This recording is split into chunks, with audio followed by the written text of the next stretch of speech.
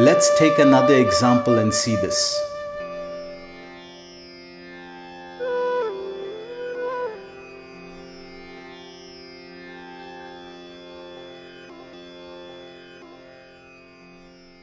ॐ गणानां त्वा गणपतिगं हवामहे। ॐ गणानां त्वा गणपतिगं हवामहे।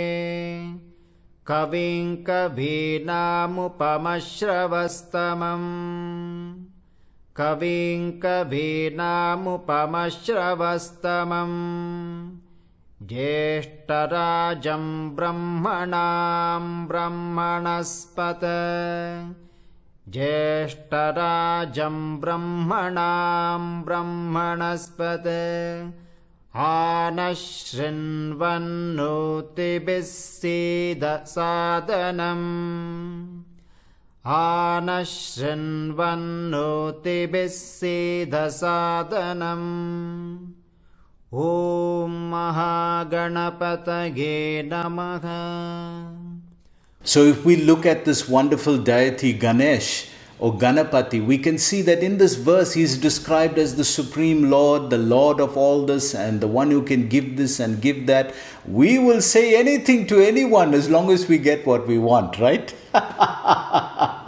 So if we can flatter Ganesh and make him feel very good about himself, then we can get whatever we want. This is the way we think. This is the level we conduct our spirituality. That's why Krishna is saying men of small intelligence. That you really think that you can bluff such a saintly being?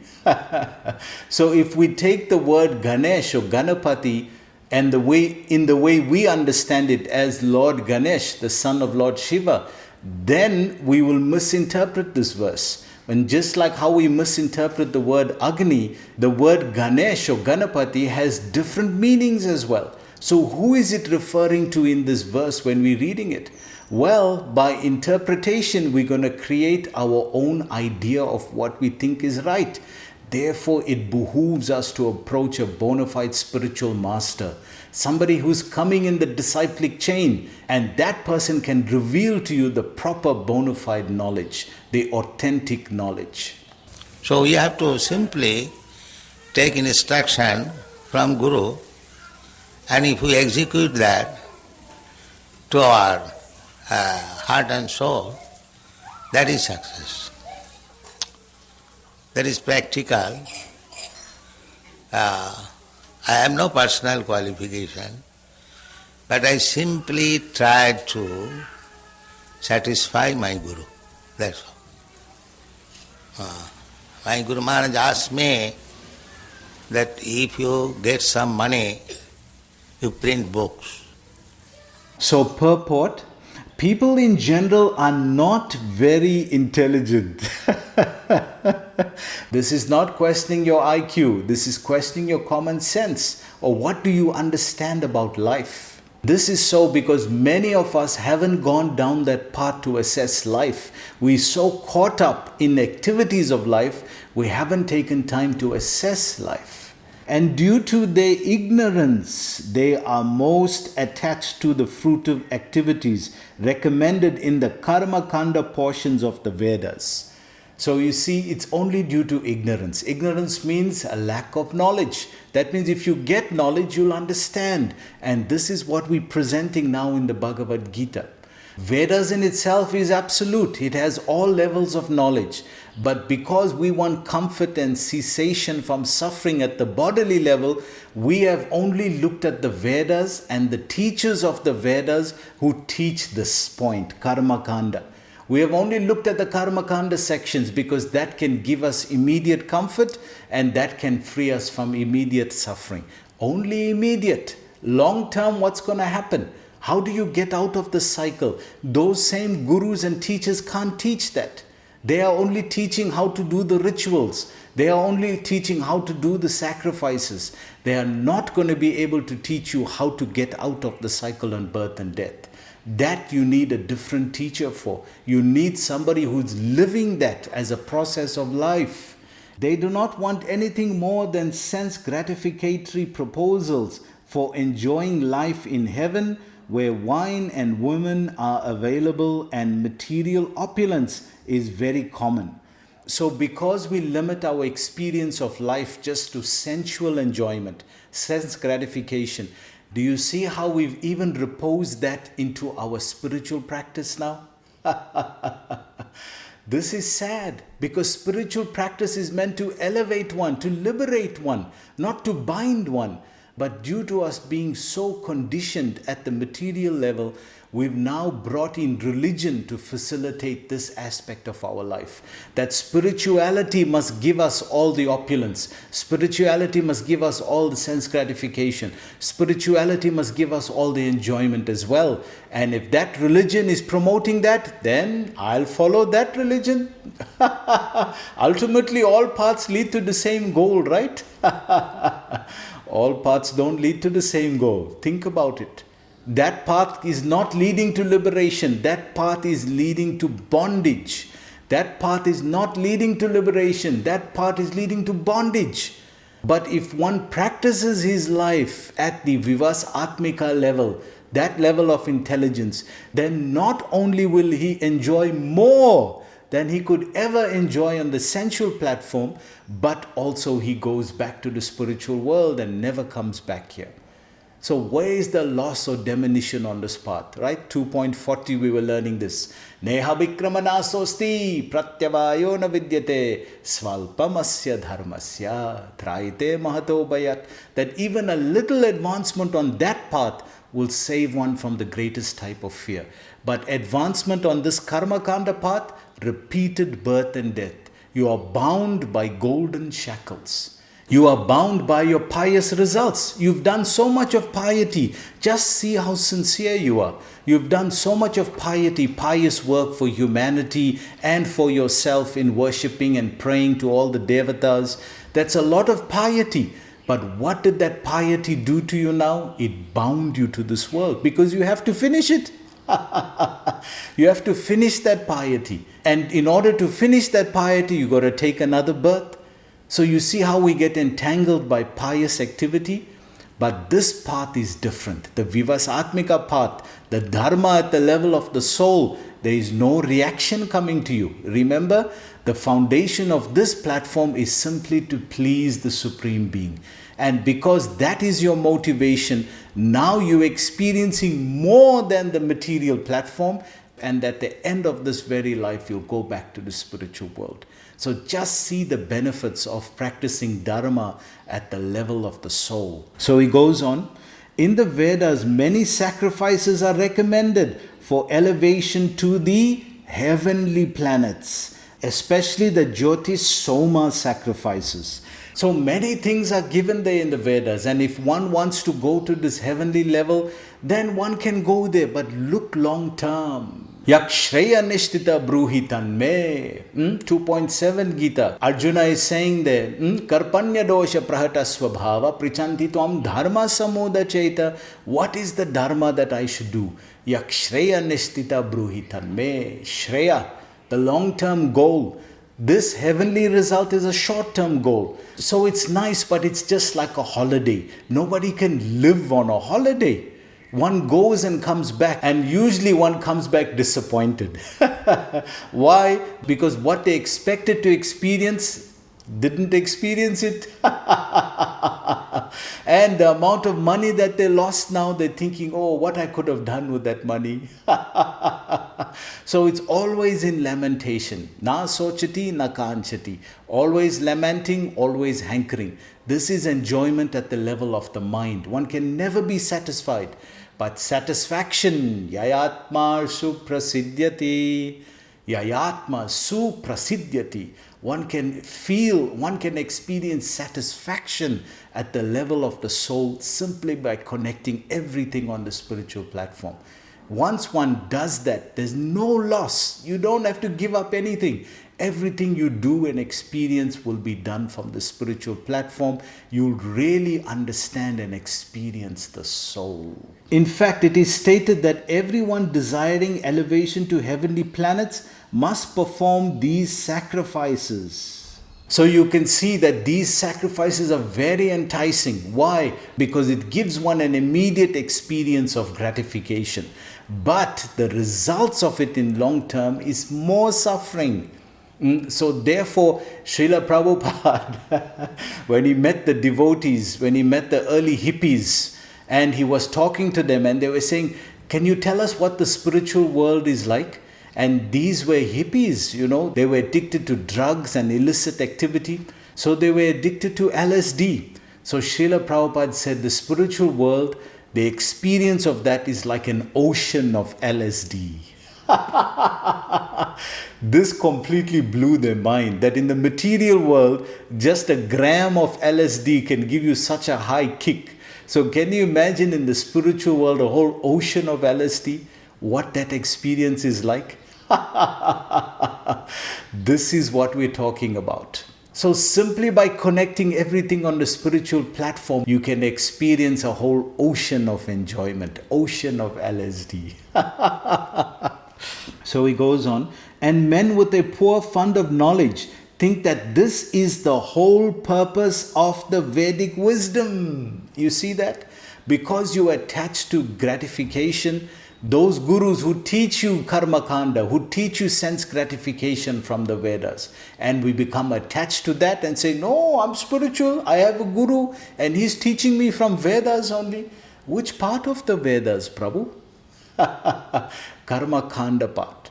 So we've just convinced ourselves that the spirituality that we're practicing is all okay. Now I'm okay spiritually, I'm okay materially, I'm okay physically. This is very good religious practice.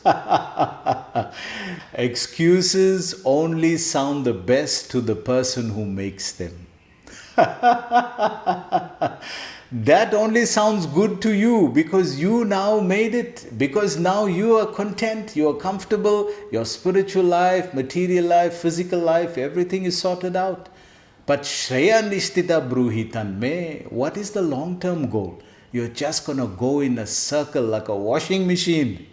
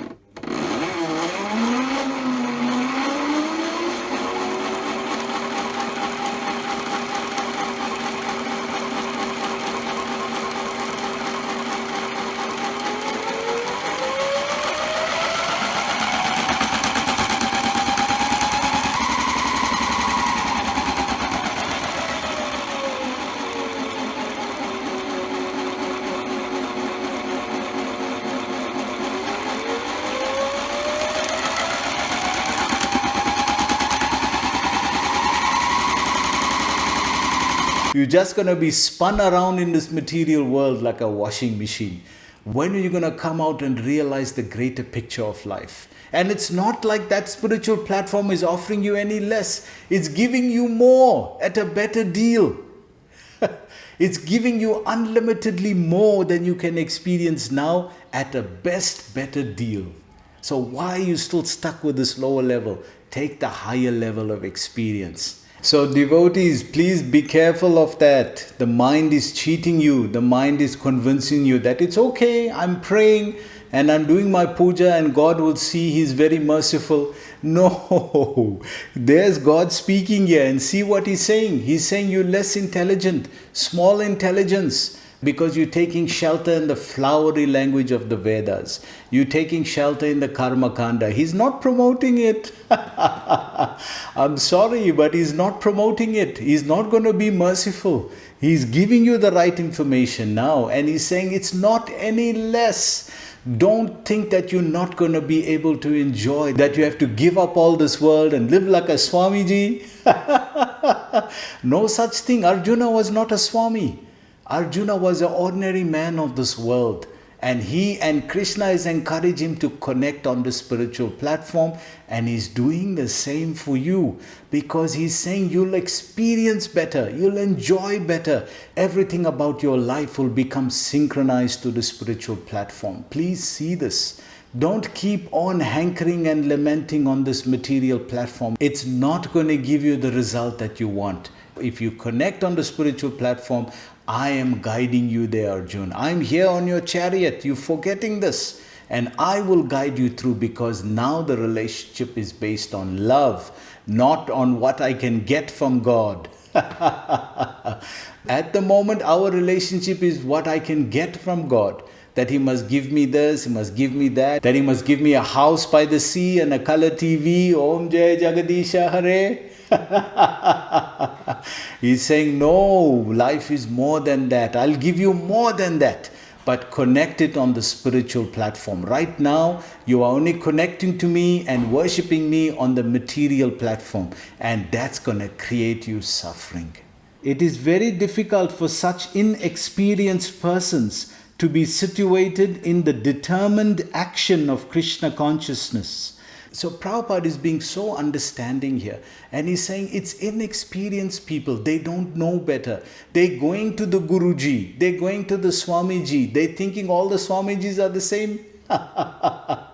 So they're going to the Guruji and they're going to the Swamiji, but if that Swamiji is following the Vedas from the Karma Kanda level, the fruitive result, he is binding you more in this world than anything else, because he's teaching you the way of fruitive result.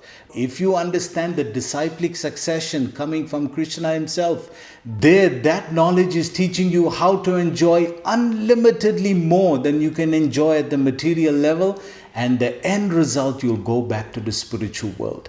The end result of Karma Kanda, you'll come back to this material world.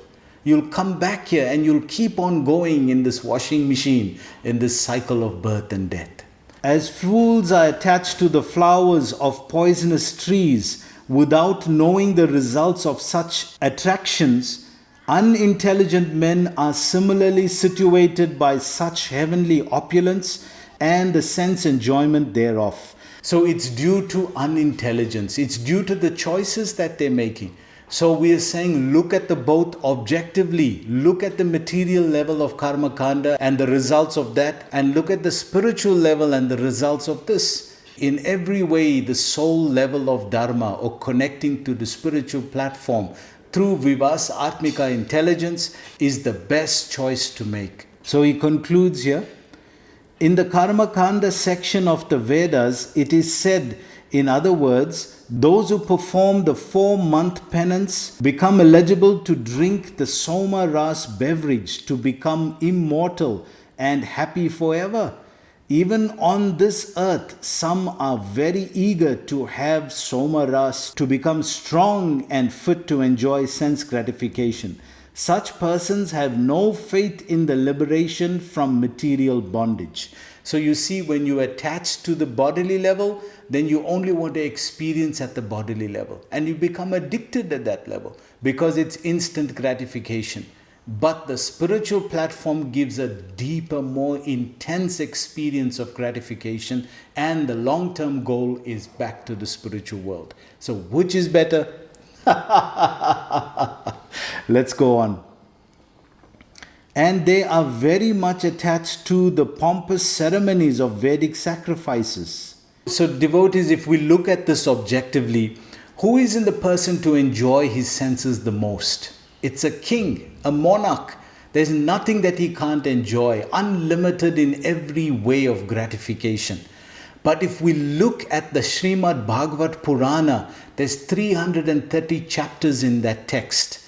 Each one of those is an account of a king who has changed his mindset, who's changed his practice to the soul, to the spiritual level, and not only has he enjoyed more on that level, he's also attained perfection at the end of life. So which is the better choice, even if you want to enjoy your senses? Just see. So which is the better choice? All these kings can't be foolish. For a king to give up his material enjoyment, he must be enjoying something higher on the spiritual platform. Otherwise, how does he give it up? We haven't reached the king level yet, but we have the opportunity to reach the spiritual platform of enjoyment. So you evaluate which is better. So he goes on. They are generally sensual and they do not want anything than the heavenly pleasures of life. It is understood that there are gardens called Nandana Kanana, in which there is good opportunity for association with angelic beautiful women and having a profuse supply of Somaras wine. Such bodily happiness is certainly sensual. Therefore, there are those who are purely attached to such material, temporary happiness as lords of the material world. So he's saying two things here, that it's temporary and it's material. That you're not going to transcend this world, you'll still be bound here. So if you take the higher choice of the spiritual platform, that liberates one at the end of this lifetime, and one has an ocean of LSD as an experience.